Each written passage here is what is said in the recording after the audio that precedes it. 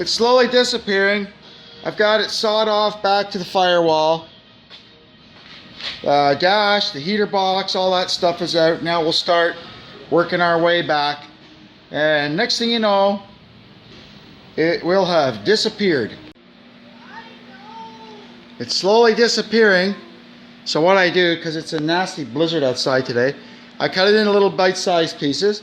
I put it in the tow cart behind the old John Deere here, and then I take it out back and throw it in the trailer. Don't know how many more runs I'm going to be able to make though before I have to go out with the Kubota and move some snow. But anyway, we keep plugging away. So far I've done okay. I've only broken one blade in the Sawzall, and I've made it this far, so we're doing okay. Hope we can get it done. Less and less of it left all the time. We're getting there. I'm gonna be able to cut it back to where the back seat was, and then I'll have to get underneath it and drop the fuel tank, and then I'll cut the top of the body off, and then I can kind of flip it over and get the suspension out, and then cut up the last little bit of the floor pan, and that's it. There will be one less 2003 PT Cruiser on the earth. Want to look outside? It's not too nice today.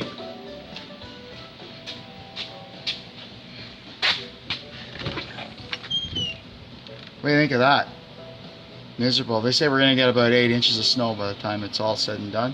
It's been coming down since about 10 o'clock this morning, and it's what time is it now? Let me check the old phone here. 2:10. So it's been coming down for about 4 hours.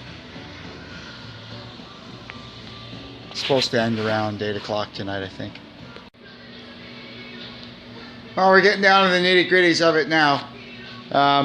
It's getting pretty wild outside. The next trip I make back to the scrap metal trailer, I'm going to have to go blaze a trail with the Kubota first. The old John Deere was struggling on that last trip. It is getting pretty deep out there. If I wasn't so lazy and I took the deck off it, it would go through the snow a lot better, I guess. But I can't take it off now. Look, it's all full of snow.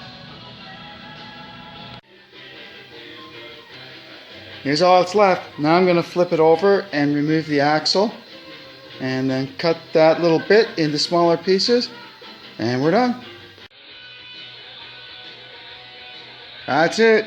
She's all gone.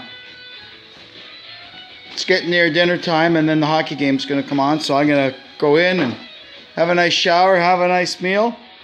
Then I'll come out in the morning and well, I'm going to have to clean the snow first, and then I'll get this all tidied up. I still have to take the dash apart. There's still a good bit of work to do here, but for the most part, it's done. Well, that's all that's left. The rear axle is sitting here. Look at all this stuff on the floor. Look at this. Look. Wow. Good old Canadian car. So what I got to do now is get this axle put away. Got to get the engine and transmission split apart.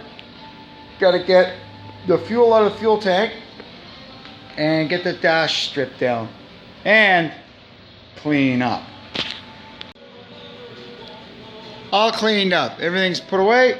All I've got left to do now is separate this engine and transmission. I've got to get the catalytic converter off because that's worth a few clams. And I'm going to have to heat the nuts up here to get them off because I don't want to break all these studs in case somebody tries to put this engine in a car. I'm going to take this alternator off because it's seized anyway. I'll just throw it in my scrap pile. That should do it, I guess. A lot of guys are always looking for these too. I don't know if they rot out or they crack or what the problem is, but this one's good. So maybe somebody can use that. It's a good little engine. I hate to throw the thing away. So hopefully somebody can use it.